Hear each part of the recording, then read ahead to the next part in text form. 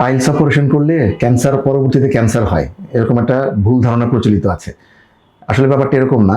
পাইলসের operation করার পরে সেখান থেকে কখনো ক্যান্সার হয় না।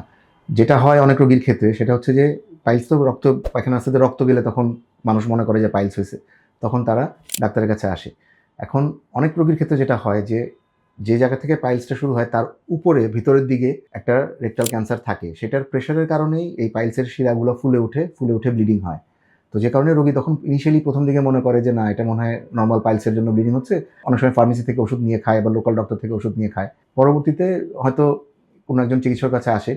সেখানে যদি এটা প্রপারলি দেখা না হয় যে আসলে এটা পাইলসের জন্য হয়েছে নাকি ভিতরে কোনো ক্যান্সার আছে, এটা যদি ওই সময়ই ঠিকমতো বোঝা না যায় বা বুঝতে ভুল করা হয়, তাহলে অনেক সময় যেটা হয় যে পাইলসের অপারেশন করে ফেলা হয় পাইলস ভেবেই। কিন্তু ভিতরে যে ক্যান্সারটা রয়ে গেছে সেটা ওই সময়ে আর খেয়াল করা হয় না।